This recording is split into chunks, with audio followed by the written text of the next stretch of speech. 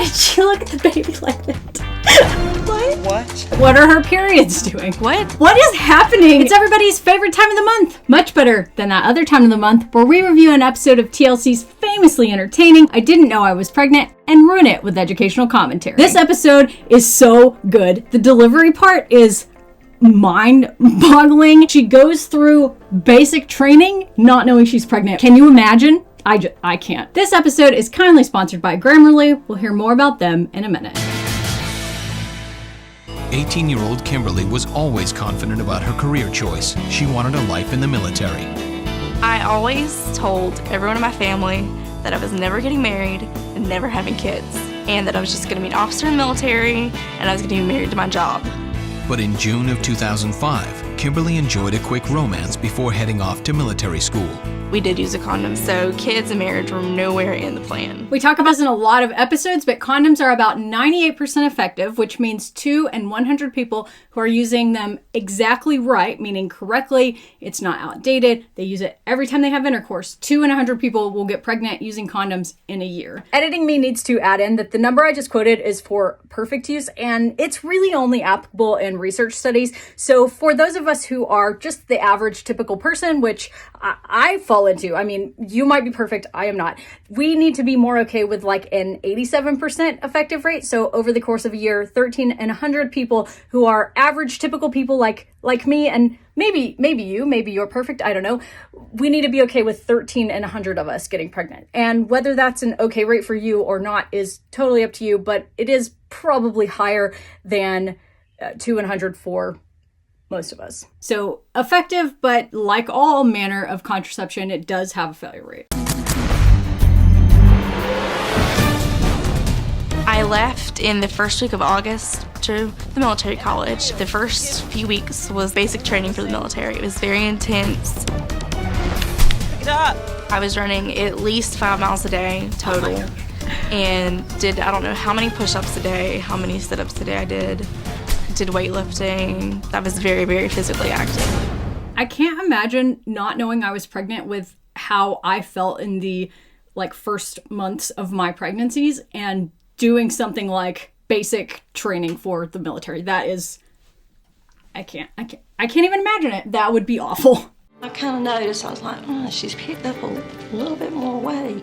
I'd gained 10 or 12 pounds. We just figured it was stress from school and being away from home and stuff just like that. I went back to school on January 15th, and everything started out as normal. I was going to the gym in my spare time and trying to get some of the weight that I gained off, and it wasn't coming off.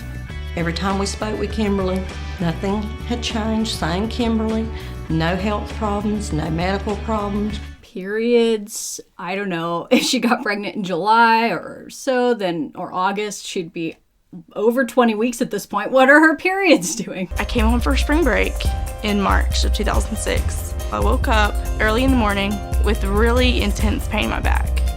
But I was like, maybe I slept wrong. I didn't really know what was going on. Wonder what's got into her. Labor? It was very unbearable. I couldn't stand, I couldn't sit. It was just very unbearable pain. Just breathe. And it kept getting worse.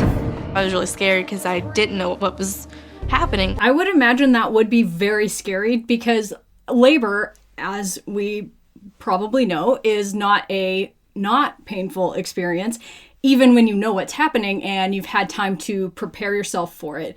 I can't imagine that process happening when I also didn't know what was going on and had not mentally or physically prepared myself for the fact that it was going to happen. It was scary not knowing what could be wrong with my child. What was the doctors going to tell us?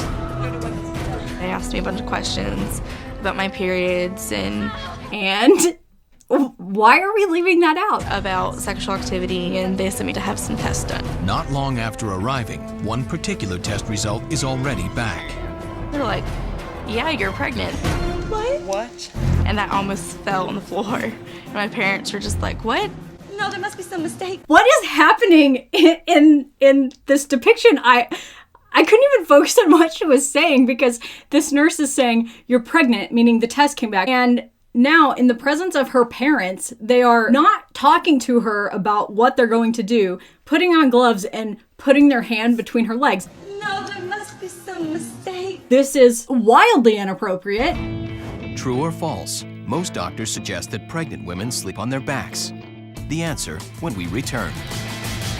Thank you to the wonderful sponsor of today's video, Grammarly. More specifically, Grammarly Go. Grammarly Go provides personalized generative AI communication assistants that can help accelerate your productivity and unlock creative potential. You can choose your preferred style of communication, which allows you to customize the tone of the writing that it generates, which was incredibly helpful when I asked it to rewrite the description of this very video so that it was a little bit more interesting and humorous just for you. You can even give it a unique prompt to help you get started on a creative endeavor. I asked it to give me a list of video ideas, and the results it created were so top tier that I genuinely think we should make one of these into a video. So comment below which of these Grammarly Go ideas you think would make the best video. You will be amazed at what you can do with Grammarly Go. To get 20% off Grammarly Premium and support my channel in the process, sign up today using the link in the description box down below or by going to grammarly.com/MDJ. And if enough of you check out Grammarly Go today, we'll take that top voted video prompt and turn it into a video to use next time Grammarly joins us on the channel. Now, let's get back to the video. The answer, false. It is recommended that pregnant women sleep on their side as they get further along in the pregnancy. Laying on the left side will keep the weight of the uterus off the mom's major blood vessels, allowing for better blood flow to the fetus, uterus, and kidneys. Kimberly's unrelenting pain still has the doctor's concern. They did the pelvic exam, And they're like, oh my goodness, I'm not pregnant. and that's when they told me that I was not only pregnant, but I was also 8 centimeters dilated and gonna have the baby that day. What was that? Kimberly's water breaks. And I'm just like, I mean, you could have knocked me over with a feather. Her mom is like the classic Southern mom who grew up on a farm where like nothing bothers you, just like full on stoicism. She's telling the story and, you know, just emotional actors in the background screaming and having a baby. And she's like, and our water broke, and you could have blown me over with a feather. that, my friends, is who you need with you in the event of an emergency. I was expecting she's pregnant, maybe a few months along or something. I was very, very scared. I felt this was the worst thing in the world that could have ever happened. I'm laughing at the actor playing her dad, who's just like standing there like. As always, TLC has blessed us with the best depictions and actors that you would see in any cinema anywhere in the world. I need you to push. Mom, I can't have a baby. But without warning, the situation suddenly turns critical for the baby.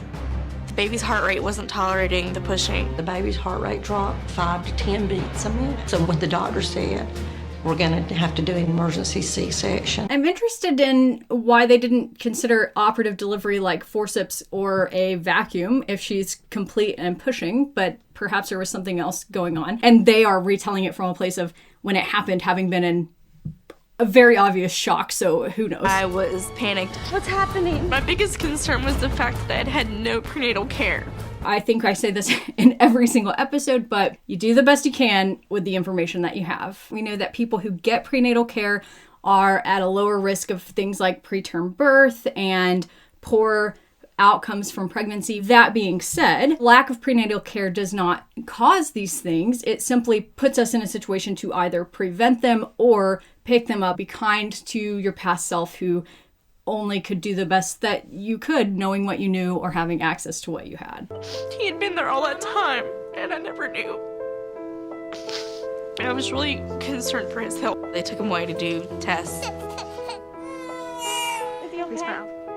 I was really worried because she hadn't been through all this running and all this stuff, just pretty physical. Usually, physical activity in pregnancy is a good thing, and I just ask people to talk with us or whoever's taking care of them about starting new intense physical exercise programs if you were not previously doing that. So she would kind of fall in that category where we worry a little bit more, where you've picked up a brand new, really intense exercise program early in the pregnancy. And that is a little more worrisome because your body's not used to it, but not really so much from the standpoint of worrying about bad outcomes with the baby, but more of worrying about either not gaining enough weight or not appropriately adjusting your nutrition to account for both the pregnancy and the new exercise routine, and the risk of injuries due to the hormonal changes and the physical body changes that happen in pregnancy. So I wouldn't ever class exercise as a thing that's dangerous in a average pregnancy, but certainly there are situations like this where if you knew you were pregnant and you were going off to basic training, we probably should talk about it first. I brought the baby back to me, and he was a perfectly healthy 7-pound baby. Oh gosh, it was just a big, weight lifted off my shoulders. They determined that he was actually a week early, and they figured the flight home for spring break was what put me into labor. I could tell by the look on her face, she didn't want to leave that little boy. They showed him to me, and that's when I knew I could never give him up. They didn't go as much into the process of getting from not ever wanting to have babies to, okay, actually this has happened and now I think I'll just make it work because I think I want to do that. I just would really love to see a little bit more dialogue around that process because I think it's important for other people to hear. I've said this in a lot of videos too, but I think it is also really important. When your baby is born, a lot of people see on TV that you're supposed to have this starry-eyed, heart in your eyeballs love for the baby immediately once it pops out. And I think my experience of that was not quite what we see in the movies. What I experienced was I love this baby, these babies, my first babies were twins, but I don't know them. I would obviously defend them with my life, but I don't have that movie theater starry-eyed love. I love them and now I need to get to know them. And I think that being a parent is one of the best things in my life, if not the best thing. I love being a mom, but just because I didn't immediately go, oh, I'm in love with this beautiful baby, I just needed to get to know them, didn't affect my relationship with them moving forward. But I do wish someone had told me you can be a wonderful mother and still need time to get to know the little human that has been plopped onto your chest or, whatever the scenario is. So this is Patrick. I have people that ask me all the time, how did you not know? Are you sure you didn't know? I'm just like, well, I didn't know. This actress looks like a famous actress. Who does she look like? I cannot put my finger on it, but if you know, put it in the comments down below. Recess, ladies, come on! I had no clue that I could have been pregnant. It wasn't even a possibility in my mind. My periods were still coming like they always had. She never complained about anything, being sick, headaches, nausea, nothing. So the only mention of any symptoms we got is her periods were coming as they normally did, which is interesting. Maybe in the past they've had irregular cycles, and then on top of that, there's this typical overwhelm of something new that you're doing, right? So she's going through this period of time where she's going off to basic training and she's learning lots of new things and it's very busy in a new environment. So she's probably paying less attention to that. She kind of just vaguely says my periods were coming like they always do, which doesn't give us an idea of what they were like before. So it's a little hard to interpret. At first, Kimberly's parents share their daughter's guilt. What is the actress doing? I can't stop pausing. What was that face? Why did she look at the baby like that? Oh my gosh, that was so funny. Oh my gosh, that was so funny. Why did she do that? But now, the guilt has melted away. In its place, the family feels nothing but joy. I honestly think at first I was... Wow, look at his head. Okay, that is what we call molding, and their heads are meant to do that. That means that he was really trying to come out of the birth canal, but he couldn't come out for whatever reason.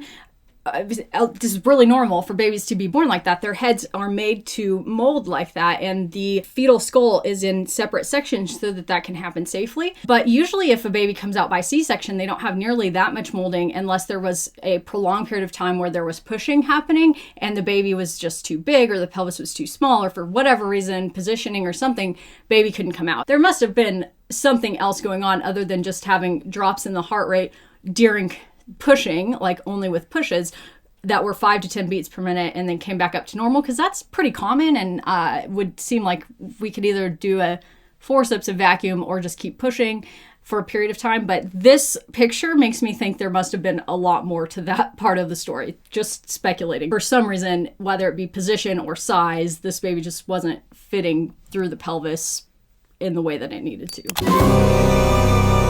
Patrick has definitely made me more responsible. I feel like if he hadn't been born, I wouldn't be living the life that I'm in now. And the life I have now, I feel like is perfect. Thank you for being here today. Subscribe if you have not already. We would love to have you. Don't forget to check out our sponsor for the day, Grammarly, and I will see you next Monday.